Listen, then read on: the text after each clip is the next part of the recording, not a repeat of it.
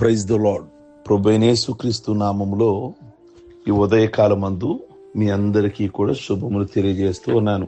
ఒక విమోచుకుని కన్నీళ్లు. లూకా సువార్త 19వ అధ్యాయము 41వ వచనంలో ఆయన పట్టణమును సమీపించినప్పుడు దానిని చూచి దాని విషయమై ఏడ్చెను. యేసుక్రీస్తు ఏడ్చిన ఈ రెండో సంఘటన లూకా భక్తుడు చాలా చక్కగా వివరంగా వ్రాస్తున్నాడు. లాజర్ సమాధి దగ్గర యేసయ్య కాల్చిన ఆ కన్నీళ్లను ఇంగ్లీష్లో హార్డ్ క్రయింగ్ అన్నారు. యెరూషలేము కొరకు యేసయ్య కాల్చిన కన్నీళ్లను సైలెంట్ టీయర్స్ అన్నారు.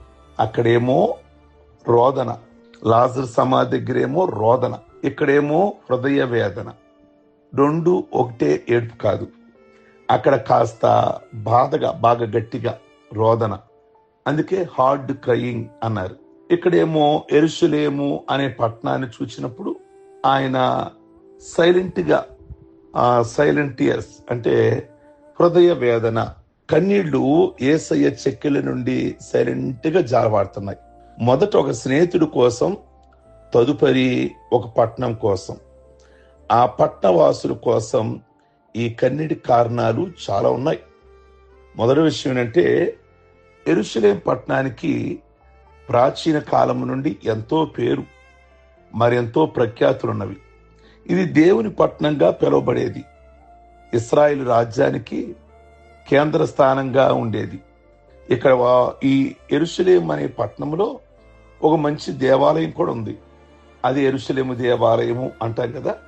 దేవుని ప్రజలు ఉండవలసిన యెరూషలేము ప్రజలు సాతానికి అనుకూలమైపోయారు.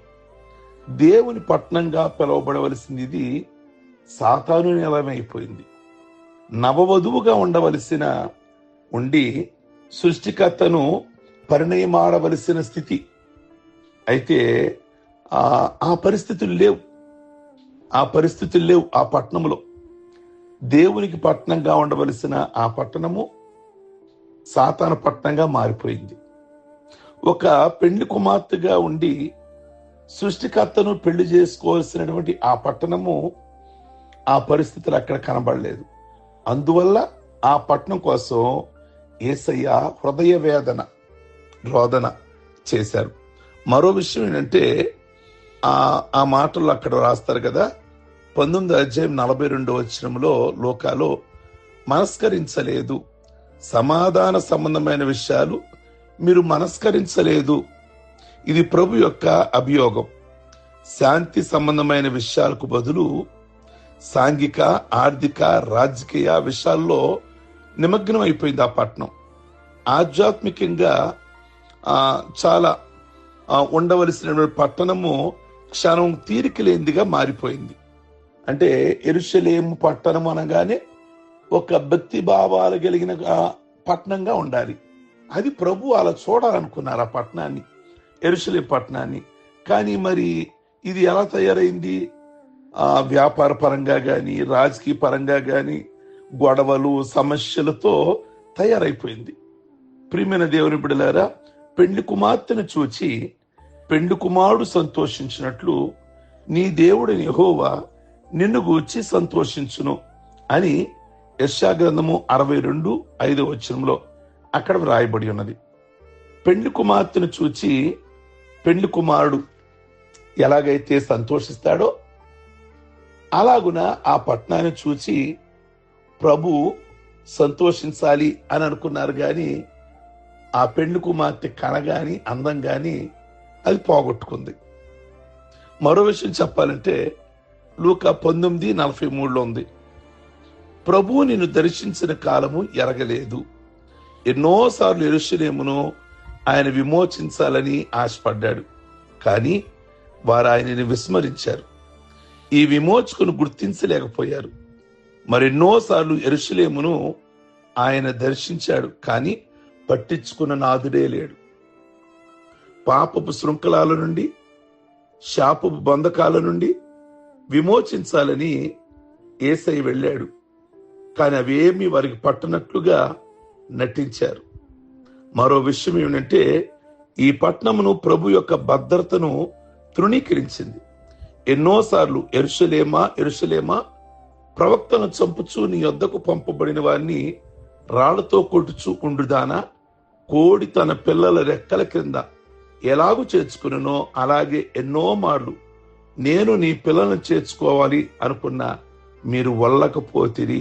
చూడండి, యెరూషలేము అంటే పట్టణమే కాదు, దేశం అంటే మట్టి కాదోయ్ మనుషులు అన్నారు ఒక కవి. అంటే యెరూషలేము అంటే మనుషులు. వాళ్ళు ఎరగలేదట, దేవుని మాటను వాళ్ళు గుర్తించలేదట. ఎన్ని అవకాశాలు ఇచ్చాడో ప్రభు చూడండి. ప్రియమైనటువంటి దేవుని బిడ్డలారా, అయితే నాశన దినములు ప్రభు ప్రకటించాడు.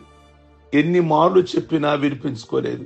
కనుక రాయి మీద రాయి నిలవని దినాలు వస్తున్నాయి అని ప్రభు చెప్పినట్లుగానే యేసయ్య ముందుగానే చెప్పారు, ప్రవచించారు. ఇది అక్షరాల నెరవేరింది. క్రీస్తు శకం 70వ సంవత్సరంలో రోమా సైన్యాలు వచ్చి యెరూషలేమును విధ్వంసం చేశాయి. యేసు క్రీస్తు సంరక్షణ లేకపోతే ఎంత ప్రమాదమో మనకు దీని ద్వారా అర్థమవుతుంది. యేసు క్రీస్తు మన విమోచకుడు, సృష్టికర్త. ఆయన రెక్కల కింద మనకు భద్రత ఉంది. ఆయన రెక్కల కింద మనం రాకపోతే ఆయన విచారిస్తాడు, కన్నీరు కారుస్తాడు. ఒక విమోచకుని యొక్క కన్నీళ్లు. ప్రియ దేవుని బిడ్డలారా, తదుపరి 127 దేశాలకు చెదిరిపోయారు యెరూషలేం పట్టణ ప్రజలు. యెరూషలేం ఉన్న చోట ఈరోజు మందిరము లేదు. ఈరోజు ఎల్ అక్సా అనే మహమ్మదీయుల కట్టడం అక్కడ ఉన్నది. దాదాపు 2వ ప్రపంచ యుద్ధంలో హిట్లర్ అంటే జర్మనీ దేశపు అధిపతి 60 లక్షల మందిని, యూదులని అంటే ఈ పట్టణవాసులని ఓచకోత కోసేశాడు అంతే. అంటే ప్రభు చెప్పిన మాట నెరవేరింది. ఈ పట్టణాన్ని ప్రభు చాలా ప్రేమిస్తున్నాడు. నేను జ్ఞాపకం చేస్తున్నా, పట్టణం అంటే సిటీ అని కాదు. ఇక్కడ పట్టణం అంటే మనుషులు. ఈ మనుషుల్ని ప్రభు ఎంతగా ప్రేమిస్తున్నాడు అంటే, ఎంతో ఆత్మీయంగా ఉండవలసిన మీరు రాజకీయం లేక ఇంకా లోక సంబంధమైన విషయాల మీద మనసు పెట్టేశారు. ఎక్కడ ఆధ్యాత్మికమైన సమయం మీ దగ్గర లేదు. ప్రియ దేవుని బిడ్డలారా, ఇంకేం మాట్లాడాడు ప్రభు అంటే, నేను మిమ్మల్ని ఒకలాగా చూడాలనుకున్నా, ఒక పెండ్లి కుమార్తెలాగా, నేను ఒక పెండ్లి కుమారుడులాగా నేను మిమ్మల్ని పెళ్లి చేసుకోవాలనుకున్నాను. మీలో చక్కటి భక్తి భావాలు ఉంటాయి అనుకున్నాను. ఎన్ని అవకాశాలు ఇచ్చారో తెలుసా? రండి, ఇప్పటికైనా రండి అని ఎన్ని ఛాన్సులు ఇచ్చా మీకు. నేను ఈ సండే నుంచి అయిన మందిరానికి రండి, ఈ సంవత్సరం నుంచి అయిన మందిరానికి రండి, ఈ ప్రమాదం తప్పించే ఇప్పటికైనా రండి, ఈ రోగం తప్పించే ఇప్పటికైనా మందిరానికి రండి అని ఎన్ని అవకాశాలు ఇచ్చారంటే, ఎన్నిసార్లు పిలిచానో తెలుసా మిమ్మల్ని? కోడి తన పిల్లల్ని ఏ విధంగా తన రెక్కల కింద కప్పుతుందో అలా కప్పాలని ప్రయత్నం చేశా. కానీ నా రెక్కల కిందకి రావడానికి మీరు ఇష్టపడలా, నా నీడ కిందకి రావడానికి ఇష్టపడలా. లోకము, పాపము ఇంకా రకరకాలుగా వెళ్ళిపోయారే గాని నా మాట పట్టనట్లుగా ఉన్నారు. ఇంకా మిమ్మల్ని పిలిచే టైం దాటిపోయింది. గడ్డు దినాలు రాబోతున్నాయి మీకు అని ప్రభు చెప్పారు. ఆ రోజు నుంచి ఈ రోజు వరకు కూడా ఆ దేశానికి, ఆ పట్టణానికి నెమ్మది లేక బాధపడుతున్నారు. అయ్యో, ప్రభు ముద్దొచ్చినప్పుడే మనం చంకెత్తుకుంటే ఎంత బాగుండేది పిలిచినప్పుడు. ఆ రోజున మనం అర్థం చేసుకోలేకపోయాం. అని ఈ రోజుకి తరం వెంబడి తరము బాధపడే పరిస్థితులు. కనుక ఇది దేవుడు మనకొక సూచనగా ఉంచాడు. మీరు అలా చేయమాకండి. గాయాలు అయిన తర్వాత బాధపడద్దు, కాలిన తర్వాత బాధపడద్దు, నేను విడిచిపెట్టేసిన తర్వాత బాధపడద్దు. ఇప్పుడే రండి. ఈ మాటలు వింటున్నా మీరు ఇంకెవరైనా అశ్రద్ధ గనక చేస్తున్నట్లయితే ప్రభు మాటలకి అశ్రద్ధ చేయమాకండి. ఈ రోజు ఒక చక్కటి తీర్మానం చేసుకొని ప్రభు దగ్గరికి రండి. అదే ప్రభు కన్నీరు కారుస్తున్నాడు, రమ్మని ప్రార్థిద్దాం. సర్వశక్తి కలిగిన తండ్రి, ఒక విమోచకుని యొక్క కన్నీళ్లు మా కొరకు ఎంత కన్నీళ్లు కారుస్తున్నారు.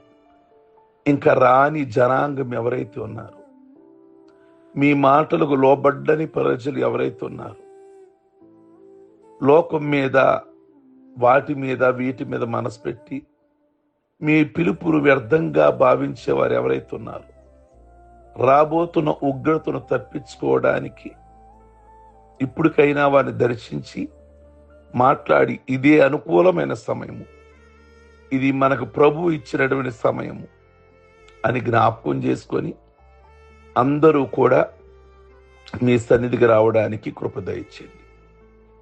ఈ మార్నింగ్ మాట్లాడిన ప్రతి మాటని కూడా ప్రతి ఒక్కరు సద్వినియోగించుకోవడానికి కృప దయచేయండి. అలాగే వారి వారి కుటుంబాలను దీవించి ఆశీర్వదించండి. బలహీనులు చాలా మంది ఉన్నారు. వారి కుటుంబాలలో, హాస్పిటల్లో ఉన్న సంఘ బిడ్డలను జ్ఞాపకం చేసుకొని ఆయుష్, ఆరోగ్యాలతో నింపండి. కుటుంబాలలో నెమ్మదివ్వండి, సమృద్ధినివ్వండి. రావలసిన ధనాన్ని పెంచండి. ఉన్న రుణబాధలన్నీ కూడా విడిపించండి.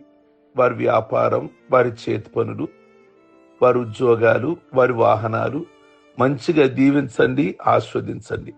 ఏ సమయానికి ఏది కావాలో వారి కుటుంబాలలో దయచేసి పెళ్లి రోజులు, పుట్టినరోజులు, రక్షణ పొందిన రోజులు చేసుకుంటున్న బిడ్డలందరినీ కూడా దీవిస్తూ ఆస్వాదిస్తూ ప్రతి ఒక్క విషయంలో కూడా మేలు చేయమని యేసు పరిశుద్ధ నామములో అడుగుచున్నాం తండ్రి. ఆమేన్. మీ అందరికీ వందనాలు. God bless you. ఈ దినమెల్లా ప్రభు మీకు, మీ పిల్లలకు, మీ కుటుంబానికి తోడై ఉండును గాక. ఆమేన్.